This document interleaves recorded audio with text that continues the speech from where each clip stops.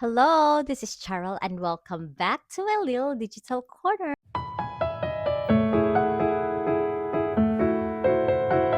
How are you guys? Hope you are all well and, of course, in good health. We are already in the last week of July, and yes, time flies so fast. Well, it seems that the UK summer heat wave is gone now, and we are on the cloudy days. It's gone colder. The days have gone colder, and yeah, it's cloudy, and you haven't seen much of the sun these days. But yesterday, we yeah, there were some sunny days, sunny time yesterday. So now I will be talking about the books that I've gotten from my visit in the free mini library when the last time that I have had a video, I posted a video about the mini library visit. And yeah, so I will be doing a book haul of the books that I've got from there. That's it. That's what I'm trying to say. Because sometimes it's really difficult when you're in front of the camera. It's difficult, and it's like talking to yourself, and I'm just here, I'm just alone, and I'm just talking to myself. So it's kind of awkward at first. So bear with me. But thank you though for listening. And if you like this video, please like and subscribe. Thank you so much. So I'm just gonna show you the books that I've got. I'm going to have to drop this mic and so that I can pick up these books and carry. It's like a Jenga. Okay, here it is. One, two, three. I'm just gonna pause for a while so that I can have it as a screenshot and have a thumbnail.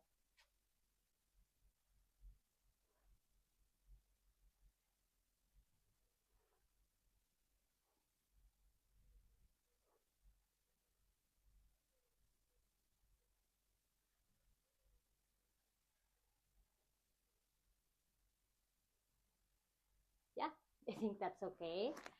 And picking this microphone again, and I also have this measuring spoon of one teaspoon as a mic holder.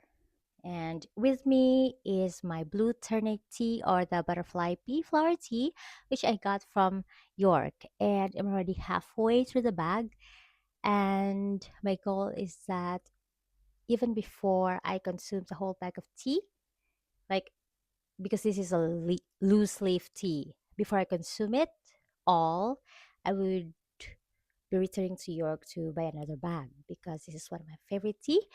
It when it infuses, it turns into blue, and actually, when you add lemon drops to it, it will turn into purple.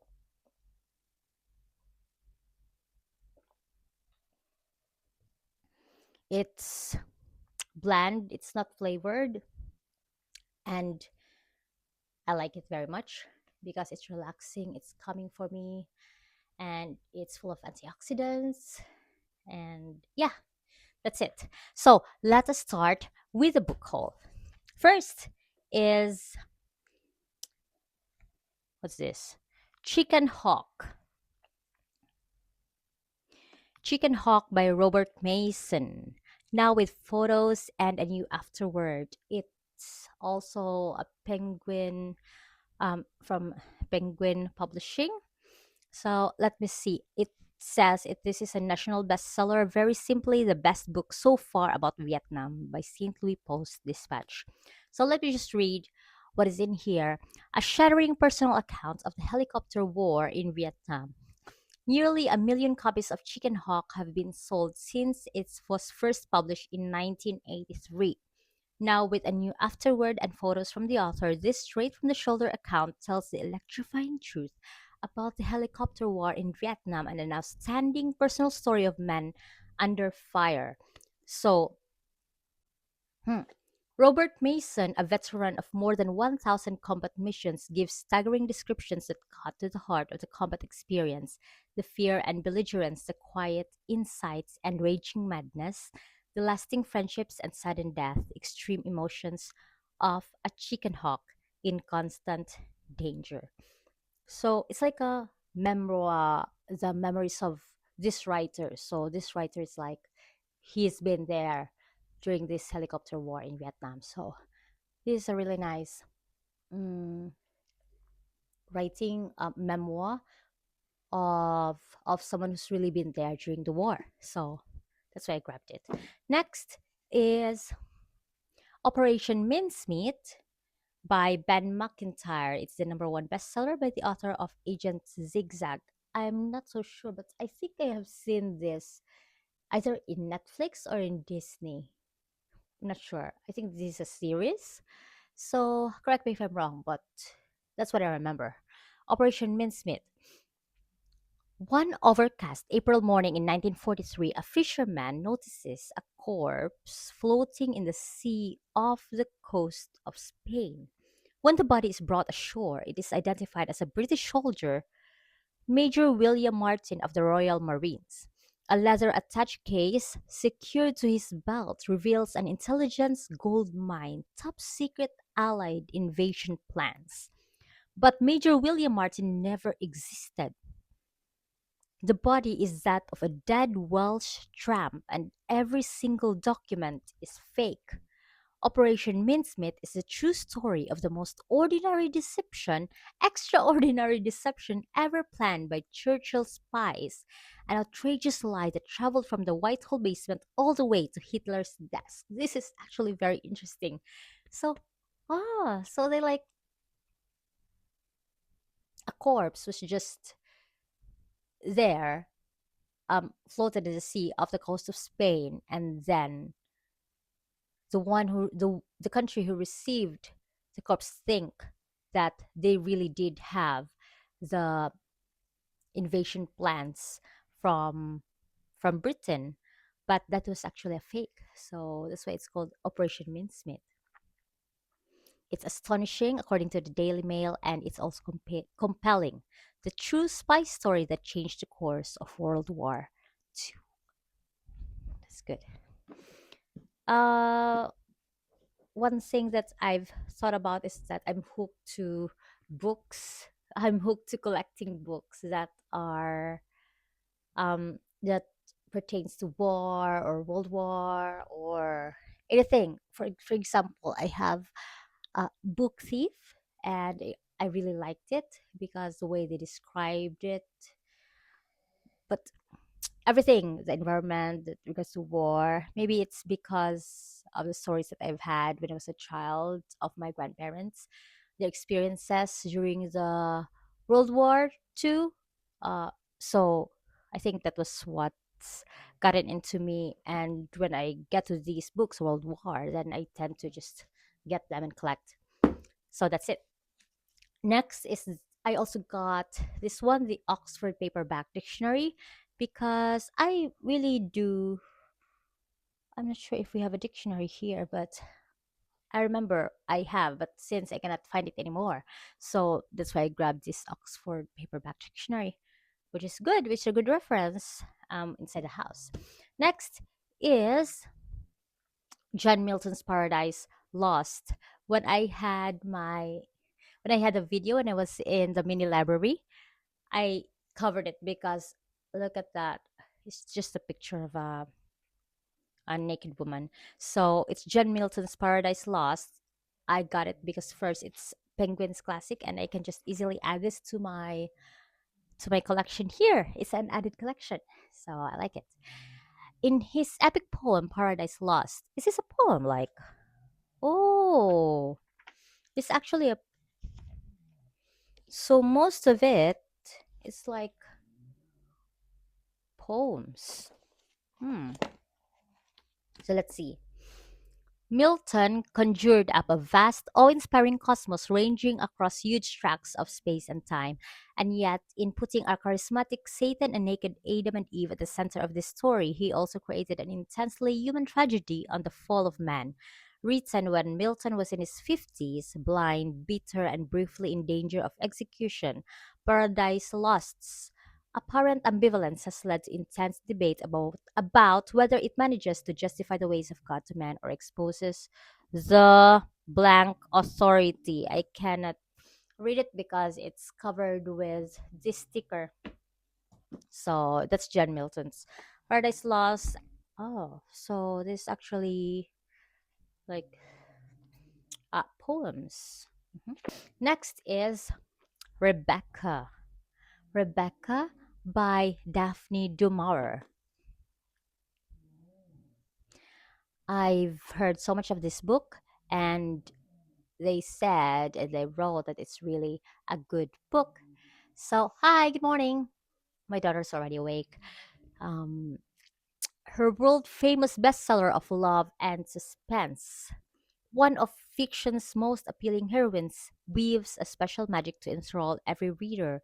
Brilliantly conceived, masterfully executed, Daphne du Maurier's unforgettable masterpiece of love and suspense is a storytelling triumph treasured in the memories of millions of readers. There's not much that's been told about what this book should be felt like, but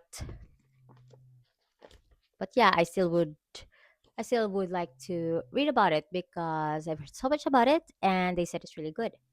Next is next is mhm, this one. Dead Man's Wages by Lillian Pizzic, okay. Pizzichini, sorry. Dead Man's Wages is the winner of the nonfiction CWA Gold Dagger Award 2002. The granddaughter of Charlie Taylor, uptown villain, observes his life as though watching a grainy newsreel of 20th century London. It is a beguiling performance, nostalgic, deadpan, humorous, authoritative, knowingly resigned to a family history of crime and greed that did not leave Lillian Pizzichini untainted. It is as chilling as fog, as casual as a razor slashed across a cheek. This memoir is as good as a novel. So even though this is a memoir, because this is a nonfiction, is also still as good as a novel. So I'm gonna read it still because it's been awarded as something winner of the nonfiction CWA Gold Dagger Award 2002, and yeah, so I like to read this girl's memoir too. Next is a Wordsworth Classics, Wives and Daughters by Elizabeth Gaskell. It's a beautiful cover. Mhm. So let's see. Wives and Daughters was unfinished at the time of Elizabeth Gaskell's death, but it is nevertheless her masterpiece. In a country town in the early 19th century, Molly Gibson moves from childhood to womanhood as a central player in a complex series of interwoven plots. Her adored father, her vain and vulgar stepmother, her beautiful but immoral stepsister, Cynthia, Squire Hamley and his sons Osborne and Roger, Lord and Lady Cumnor, and a host of minor characters people her world. The sphere of action is small, but the implications are wide and carry truths of universal significance. Gaskell blends acute psychological perception with gentle irony and a broad understanding of the forces of change to create a beautiful, balanced novel that is both a family saga and a vivid social history. So it is Wives and Daughters. I'm not sure if I'm gonna read it this year, but I will surely read it because on top of the other TBR as well, I have so much to be read books, and this classic is I will also add this to my collection here. And we've come to the three last books that I've gotten, and the third to the last is Dan Brown's Deception Point. I haven't read any of Dan Brown's books, though I have one, two. I have this is the second book that I have of Dan Brown's, and the first one I also got from the free mini library. They haven't read any of them. It's the author of the international bestseller The Da Vinci Code. When a new NASA satellite detects evidence of an astonishingly rare object buried deep in the Arctic ice, the floundering space agency proclaims a much needed victory. A victory that has profound implications for U.S. space policy and the impending presidential election. With the Oval Office in the balance, the president dispatches White House intelligence analyst Rachel Sexton to the Arctic to verify the authenticity of the find, accompanied by a team of experts, including the charismatic academic medic Michael Toland. Rachel uncovers the unthinkable evidence of scientific trickery, a bold deception that threatens to plunge the world into controversy. But before Rachel can make her findings known, she realizes, perhaps too late, that such knowledge puts her and Toland in deadly jeopardy. Fleeing for their lives in an environment as desolate as it is lethal, they possess only one hope for survival: to find out who is beyond this masterful ploy. The truth they will learn is the most shocking deception of all. Deception Point, full of deceptions. So I I hope I will be able to read even one of Dan Brown's books this year. My other book is The Lost Symbol, and this one is my second one, Deception Point. Next would be, when I took a look at it, I immediately grabbed hold of it because it's Lord of the Rings, The Return of the King, and it's in this beautiful cover by Tolkien. The armies of the Dark Lord are massing as his evil shadow spreads even wider. Men, dwarves, elves, and ants unite forces to do battle against the dark. Meanwhile, Frodo and Sam struggle further into Mordor in their heroic quest to destroy the One Ring. So, actually, this is the third part of J.R.R. Tolkien's epic adventure, The Lord of the Rings. Okay, when you wake up one morning, and it's just the nose so itchy. I've been sneezing and the nose so itchy. So I gotta hydrate and I gotta drink.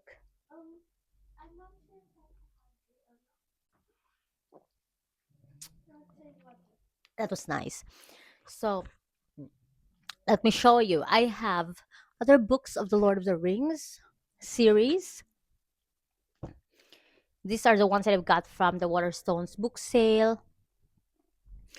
Part one, Lord of the Rings, The Fellowship of the Ring, and oh, it's The Hobbit. Ah, I think. Wait. I'm pretty sure. Where's my other book? Where's my other The Lord of the Rings book?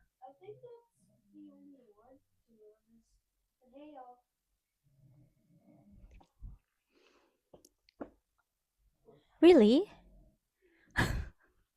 Because I think I remember, because I bought The Hobbit and The Lord of the Rings Part 1. I thought I had a Part 2. That's why I got this, The Lord of the Rings Part 3, The Return of the King. So I now lack Part 2. But I think I have to replay the video of the Waterstones haul that I've got to make sure that I maybe it fell. I'm not sure, because I clearly remember I have part one and part two. So let's see about that.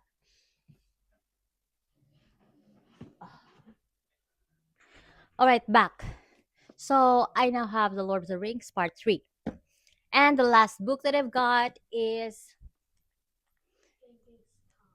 Genghis Khan: Life, Death, and Resurrection by John Mann. Genghis Khan is one of history's immortals, a leader of genius and the founder of the world's greatest land empire, twice the size of Rome's.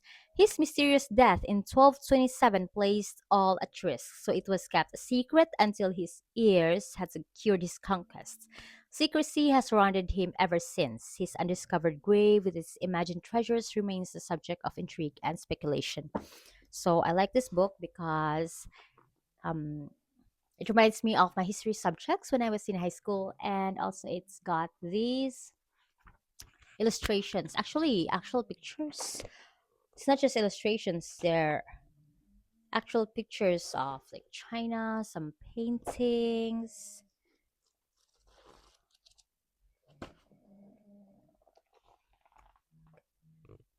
So that's it. Today, Genghis is by turns scourge, hero, and demigod to Muslims, Russians, and Europeans. He is a mass murderer. Yet in his homeland, Mongols revere him as the nation's father. Chinese honor him as dynastic founder. Did I just say? Sorry, did I just say pictures of like China? So sorry, my bad. It's from Mongolia. Uh, I need to review my history. So, this book is more than just a gripping account of Genghis' rise and conquest. John Mann uses first-hand experiences to reveal the Khan's enduring influence. He is the first writer to explore the hidden valley where Genghis may have died, and one of the few Westerners to climb the sacred mountain where he was probably buried. The result is an enthralling account of the man himself and of the passions that surround him today, for in legend, ritual, and controversy, Genghis lives on. So that's it. That's our book haul for today. Thank you so much for having a listen. And if you like this video, please like and subscribe. I now currently have 78 subscribers, and I'm much very thankful for that because last time I've got like 72, and it's got up by 6 subscribers, so I now have 78. So every subscriber counts, and I'm really grateful and thankful to you for subscribing and also for watching. Thank you and see you in the next video. Have a nice day.